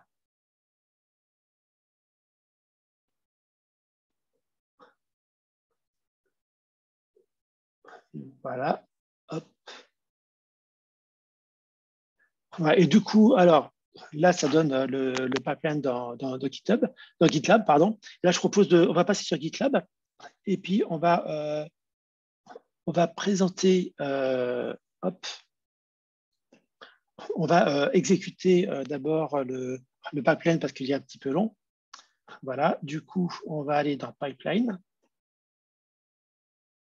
Donc, évidemment, il va être déclenché lorsqu'on fait un commit. Hein, et on va exécuter le pipeline. Voilà. Et là, on retrouve donc chaque étape. Donc, chaque stage. Donc, le stage de build, test du build, la validation donc, de l'infra as code, l'infra as code, le test de l'infra as code, la configuration, le test de la configuration, le déploiement, et puis ensuite, voilà, j'ai bien montré que c'est en parallèle, hein, le sanity check et le test de l'UAT qui peuvent être faits en parallèle en fait. Effectivement, l'infra, il aurait pu être fait en parallèle également. Voilà. Du coup, alors, ça va mettre quelques minutes. Je propose de rentrer du coup dans le code pour voir à quoi ça ressemble. Voilà, et en fait, ici, vous voyez bien l'écran avec VS-Code. Oui. Oui. Voilà.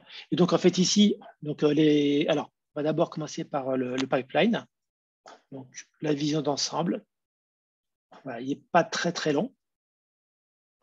Et en fait, on va décrire ici les différents stages. Et on va, voilà, pour le stage de build, en fait, alors la partie rouge, ça n'est pas important, je l'ai mise, c'était pour pouvoir passer directement à certaines étapes si on avait besoin lors du meetup. Mais en fait, ici, on va retrouver les commandes qu'on a vues tout à l'heure, donc les Docker login, Docker build, Docker push. Voilà. Pour le test, voilà, c'est pareil ce qu'on a vu tout à l'heure dans les slides. Donc, en fait, on exécute simplement le shell. On fournit les résultats dans un fichier XML. Et ensuite, eh bien, on envoie sous forme d'artifact à GitLab ce fichier et on lui dit, eh bien, c'est un rapport de test. Et on le fournit sous format JUnit. Et en fait, du coup, GitLab va s'affichera le résultat en fait des tests. Un petit rapport de test bien pratique. Ensuite, pour l'IAC, donc on définit des alias dont on va avoir besoin, donc qui sont appelés ici dans un shell. Ensuite, on applique le cycle de vie à Terraform Init. Ensuite, Terraform Validate, qui ici, c'est juste une analyse syntaxique du code Terraform. Ensuite, le Terraform Plain. Et ensuite, eh bien, on va fournir en entrée donc, à Terraform Compliance le fichier plain.out qu'on a créé juste avant. Et on lui dit que, eh bien, va chercher dans le répertoire de test en fait, les tests. Voilà. Donc, en fait, on retrouve de cette manière en fait, tout ce qu'on a vu juste avant. Et puis, avec des petits shells pratiques qui vont permettre de récupérer l'adresse IP. Comme c'est des choses redondantes, ça va appeler la commande Terraform output pour pouvoir récupérer en fait, l'adresse IP de l'instance ECS. Voilà. Donc, le GitLab, il ressemble juste à ça. Et voilà, là, par exemple, dans le fichier de test du build, voilà, c'est, je disais, voilà, j'ai structuré en fait les tests de cette manière. Donc, c'est très simple. Voilà, c'est ce qu'on a vu tout à l'heure. Cette partie, elle n'est pas très importante. Ici, on retrouve le playbook donc pour le configuration as code avec le fichier de configuration donc qui contient les variables d'environnement injectées au conteneur. Ensuite, ici, on retrouve ce répertoire pour tester la configuration. Donc, c'est du server spec et dans le fichier spec helper, c'est le fichier de configuration. Donc ici, voilà, j'ai spécifié en dur l'utilisateur qui est toujours root. Et ensuite, il va exécuter les tests qui sont décrits ici.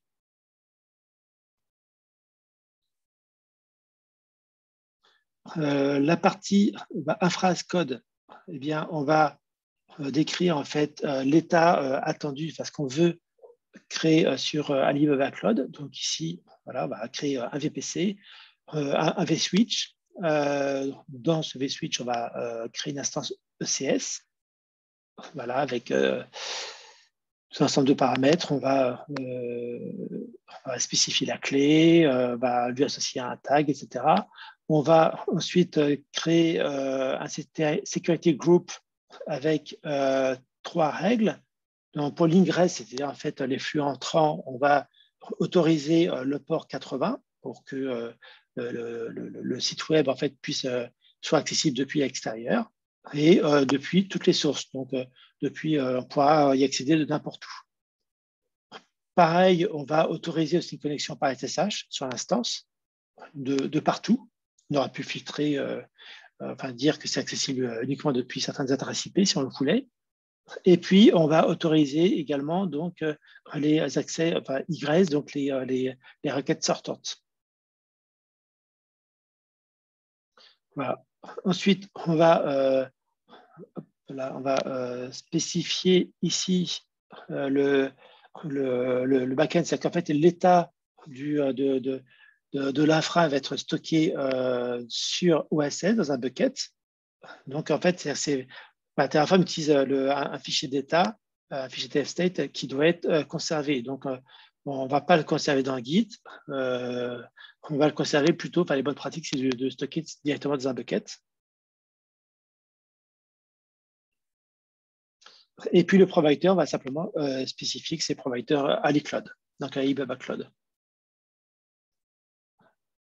Voilà, donc pour le test de la phrase code, c'est même l'instyle que tout à l'heure, c'est simple. Pour la validation, donc avec Terraform Compliance, il y en a juste juste ce fichier à créer. Donc, des fichiers point feature et tout le reste va être fait automatiquement par Terraform Compliance. Voilà. Et du coup, je propose de repasser ici. C'est toujours pas terminé. Donc, en fait, donc il a fait le build, il a fait le test du build. il a validé l'infra. Voilà. Et en fait, si on va... non, il ne l'a pas encore mis. Zut.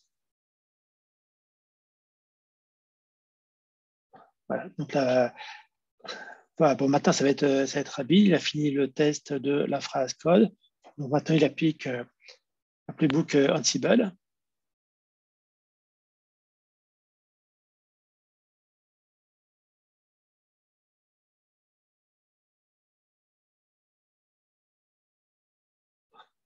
Du coup, là, je propose, en fait, ici, en fait, on a, dans cela, on va déjà voir le rapport de test, en fait, qui a été réalisé. Donc, il y a une copie d'écran qui a été réalisée auparavant. Et en fait, ici, on retrouve les résultats des tests de chaque stage, en fait. Voilà, donc on sait qu'il y a eu 2 tests qui ont été exécutés au niveau de la build, donc qui sont passés. Il y a eu un pour la validation de l'IAC, donc il y avait un seul point feature, fichier feature. Et ensuite, pour la phrase code, il y a eu 10 tests, etc. Et donc, avec ça, ça permet d'identifier très facilement là où il y a des tests qui ont échoué. Et quand on rentre dans un type de test, dans les tests d'un stage, eh bien, on va retrouver le nom, c'est le titre du test. Et ça permet du coup de savoir très simplement qu'est-ce qui n'a pas marché. Donc, le gain, il est vraiment très, très important.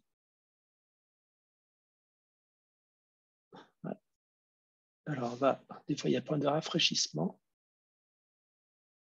Voilà.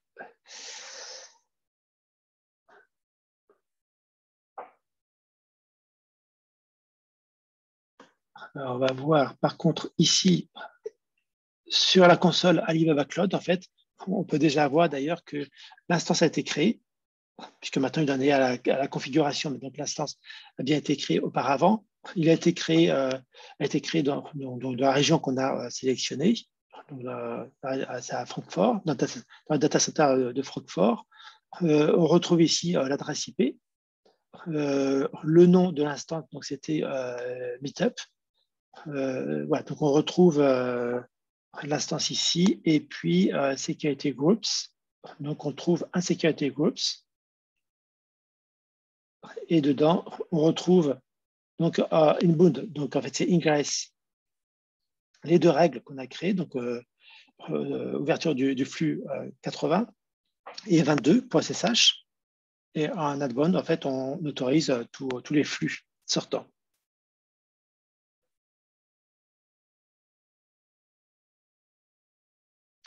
On va rentrer dans la log. Hop.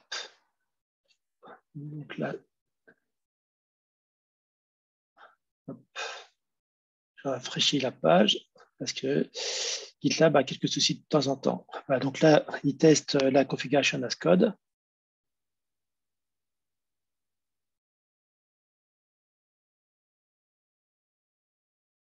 Alors, on peut déjà aller voir ici les tests qui ont été renvoyés. Voilà. Donc, on a déjà ces tests-là qui ont été exécutés. Donc, si on rentre dans infra as code test, par exemple, eh bien, on va retrouver ces tests-là.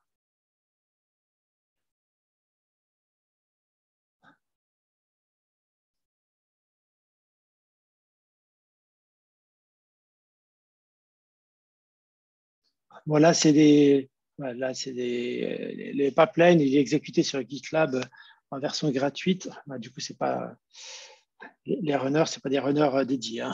Donc c'est vraiment très long.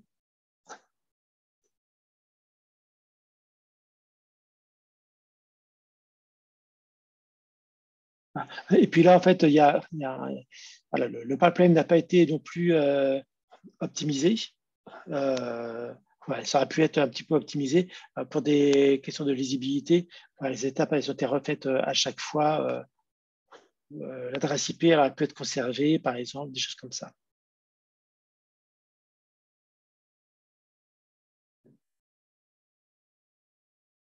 Voilà, donc le déploiement.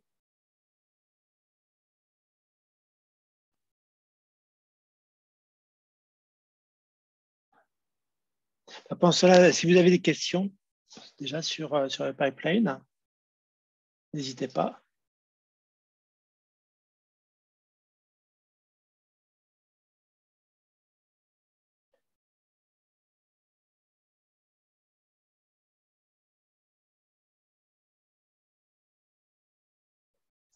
En plus, avec GitLab, la version publique, on a des quotas et ouais, des quotas, mes quotas, ils sont déjà bien avancés, donc ils ralentissent peut-être encore plus. Hein.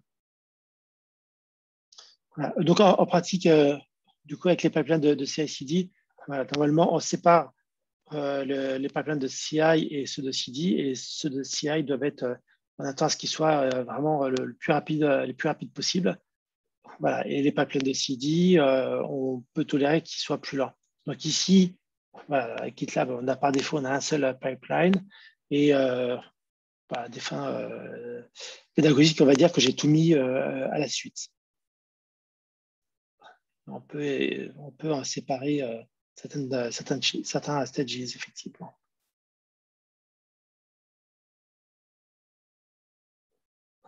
Effectivement, je pense que ça ralentit vraiment par rapport à…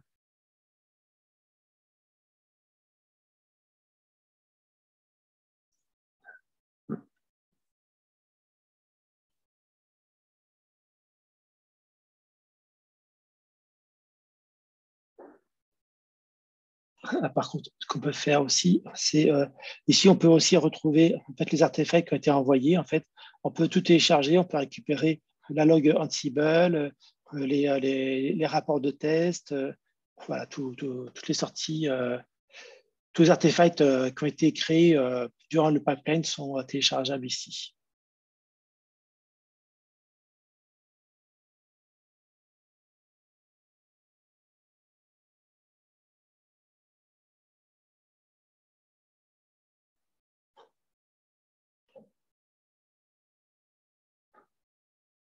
Là, pourtant, le deploy est terminé. Pourquoi il n'indique pas? Ah ouais, il venait juste de terminer. Voilà, donc, il lance maintenant les deux tests du déploiement. Alors, ceci dit, on peut déjà récupérer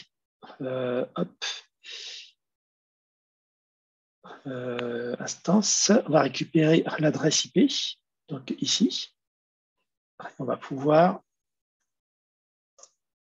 Voilà. Donc, en fait, on a le site web qui fonctionne, qui est public. Et donc, il tourne sur cette instance.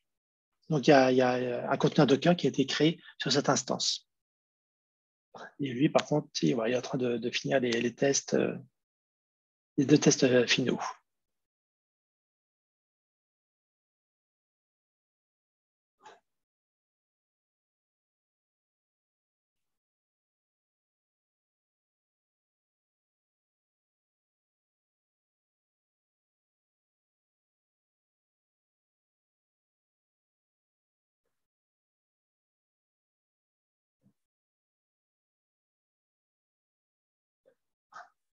Bon, voilà, il va avoir quasiment terminé. Donc, on peut cliquer pour voir l'état de la log.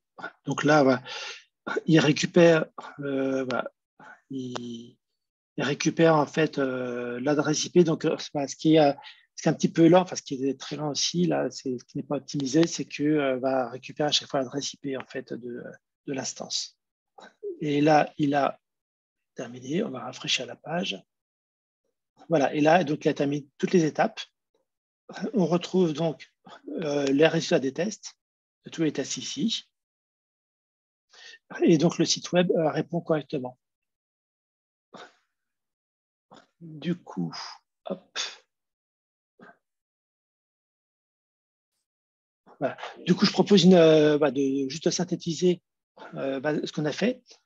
Eh bien, donc l'application, l'infrastructure, la configuration, le déploiement et les tests, en fait, sont stockés tous sous forme de code dans Git. Donc, absolument tout, y compris le pipeline. Le build et le test sont tous les deux automatisés et surtout, au plus tôt, dès qu'on peut, on fait les tests. Et les tests, en fait, peuvent eux-mêmes constituer de la documentation. Donc, on va parler de live documentation. Et on a vu vraiment tout à l'heure que on met des titres pour les tests, donc on explicite ce que c'est. On fait en sorte que tout soit vraiment lisible. Et surtout, il y a un gain qui est énorme, c'est qu'en cas de panne, eh bien, les tests, ça permet d'indiquer précisément d'où la panne provient. Voilà. Donc, en fait, on pourrait aussi détourner ce qu'on a fait. Et en fait, les tests, on pourrait aussi les utiliser pour les tests pour l'infra. En fait, on pourrait aussi les sortir et les utiliser pour vérifier que tout est bon sur l'environnement, en fait. Et ça permettrait éventuellement de déceler un problème. Par exemple, un conteneur qui tourne plus, etc. Et ça fera un diagnostic automatique et ça nous indiquerait tel test ne fonctionne plus. Donc là, c'est une autre façon de réutiliser ces tests. Et puis, donc, tout est reproductible. Donc voilà, là, on a juste cliqué sur le bouton. Il a tout créé et donc tout peut être reconstruit à tout instant. Parce que la vérité, c'est Git. Voilà. Donc, je suis désolé, juste un peu plus long que prévu. Donc, voilà, si vous avez des questions, et si vous voulez aussi partager ce que vous avez pensé du meetup, parce que vous avez des feedbacks, donc c'est bienvenu.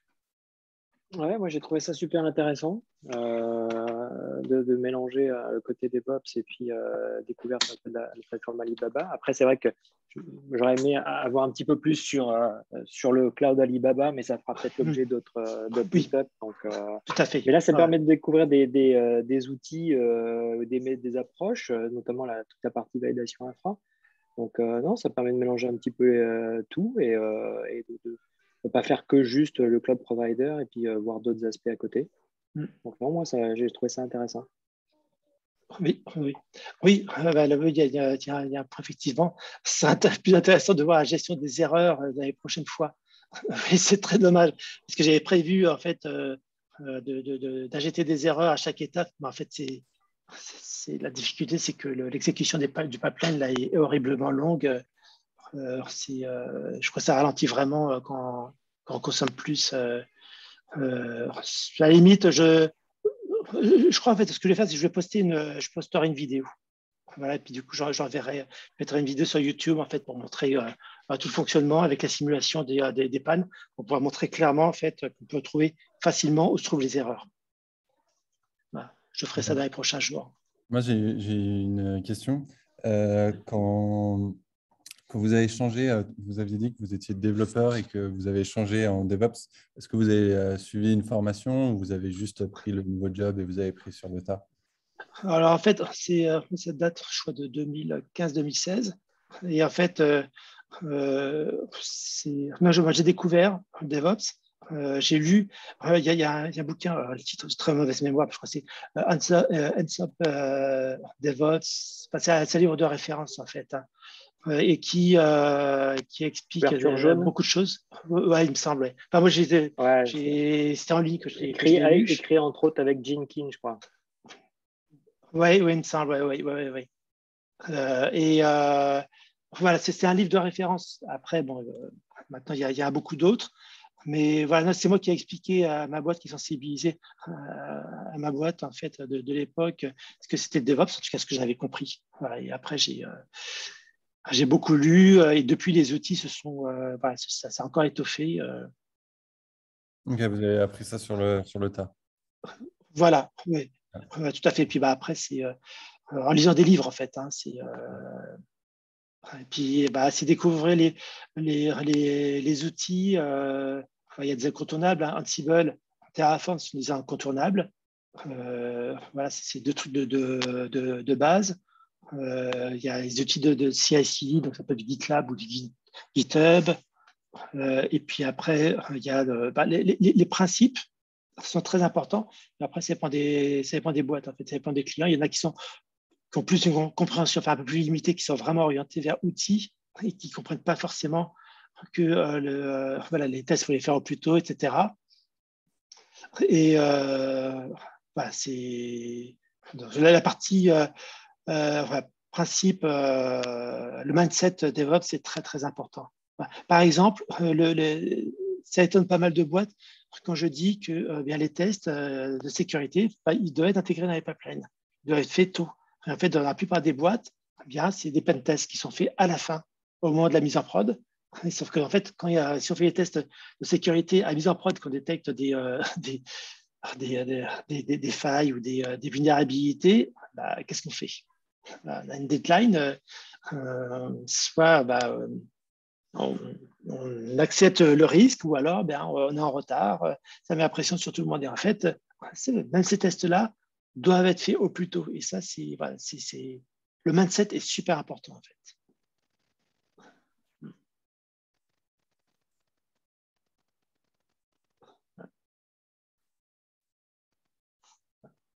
Vous n'avez pas d'autres questions? Justement, il va dispositif des outils pour intégrer les tests de sécurité. Alors, oui, c'est un point intéressant en fait. C'est que il n'y a pas contrairement à AWS, effectivement, il n'y a pas de solution de pipeline dans Alibaba Cloud. Alors, ce que j'avais appris, c'est qu'il y en a un, mais en Chine. C'est un service qui est uniquement disponible en Chine. Donc, en fait, les bonnes pratiques, ça va d'utiliser du GitLab, du GitHub. Les outils, il n'y a pas d'outils à proprement parler de sécurité intégrés dans les pipelines.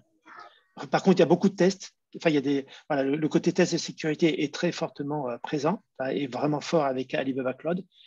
Par contre, il n'y a pas ces côtés test de sécurité. J'aurais voulu en parler un petit peu. Je veux aussi intégrer les aspects test de sécurité sur le cloud.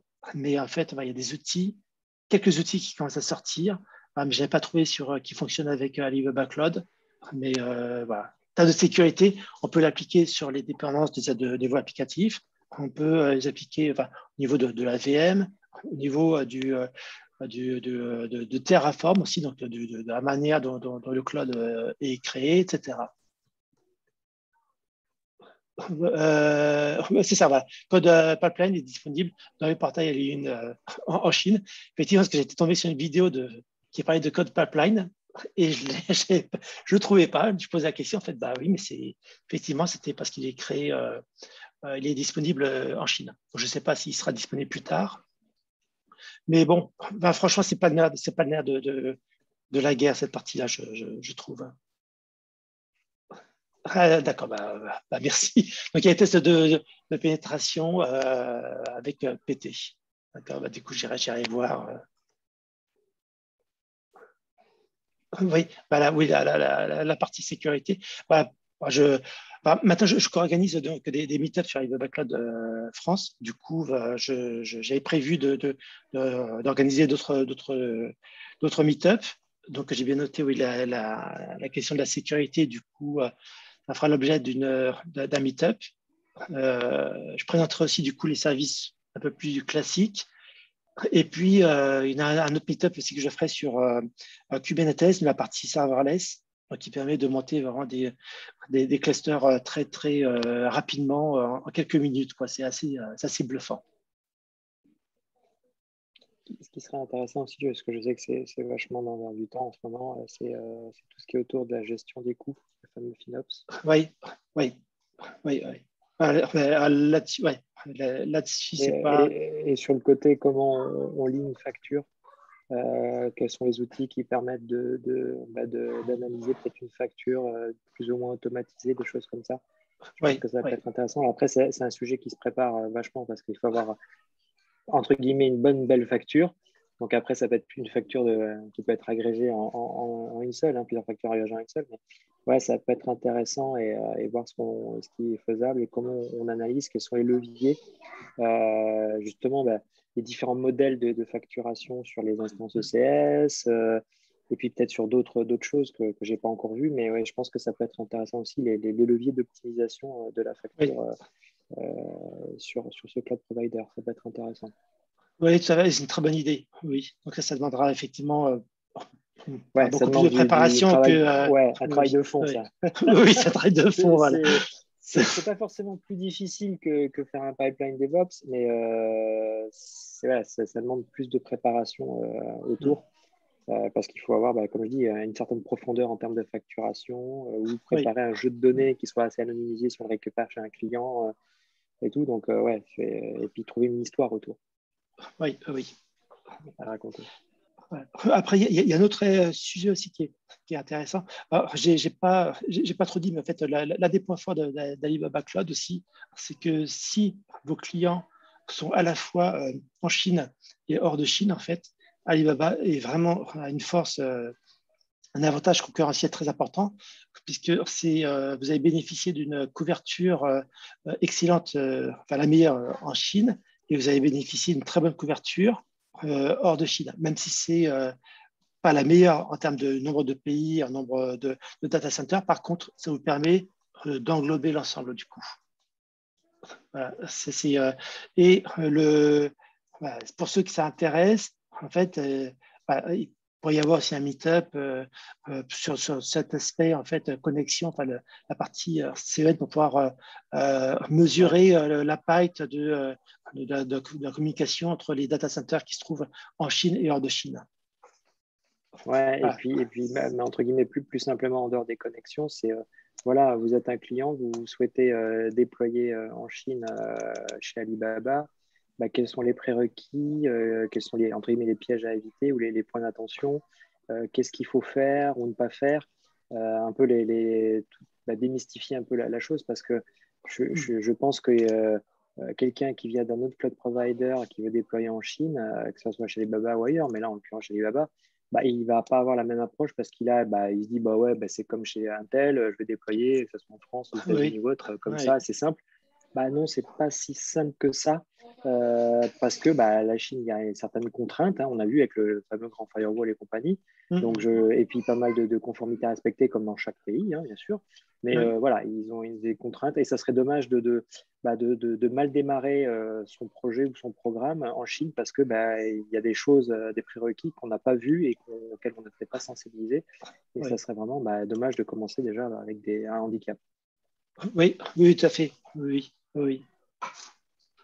Oui, donc il y a beaucoup de bonnes idées pour faire des meet-up clairement, vraiment c'est juste le intéressants. temps qu'il faut trouver. C'est le temps qu'il faut trouver pour préparer tout ça. D'accord. En tout cas, je vais en faire régulièrement. Et voilà. Il y aura peut-être la présentation des services de base parce que c'est quand même quelque chose un fondamental. Ouais. Le côté FinOps, voilà, je garde à l'esprit. Oui, peut-être pas tout de suite. Clairement, pas tout de suite. Ouais. C'est justement, je pense qu'il faut déjà introduire les services, comprendre les différentes options de facturation déjà. Puis après, je dirais un focus FinOps, ça serait dans un dernier temps, une fois qu'on a vu les services principaux et qu'en gros, on fait un rappel de tout ce qu'on a pu voir, tout ce qui a pu être présenté et dire voilà comment on peut optimiser les choses comme ça. Oui, oui. D'accord. Ok. Oui, du coup, pour me suivre pour le meet-up, il suffit de s'inscrire sur le groupe Alibaba Cloud de France. Et puis, de toute façon, je vais communiquer dessus. Et puis voilà, quoi. Du coup, je pense que je recréerai le prochain meet-up, ce sera en janvier, je pense. Enfin, je préparerai les prochaines semaines. Et peut-être, ce que je ferai peut-être, c'est de transmettre une liste de sujets qu'on a vus. Et puis, pour les personnes qui ont participé, là, ça sera d'indiquer les préférences. À la limite, ce sera peut-être pas plus mal pour pouvoir orienter, enfin prioriser en fait les sujets. Du coup. Et si, n'hésitez pas à partager aussi ces meet-up auprès d'autres personnes qui pourraient être intéressées par ces sujets. Voilà, le but, c'est vraiment de montrer l'état de l'art, d'essayer d'aller au maximum des choses. En fait, c'est de faire les choses vraiment correctement, de pousser les sujets à fond.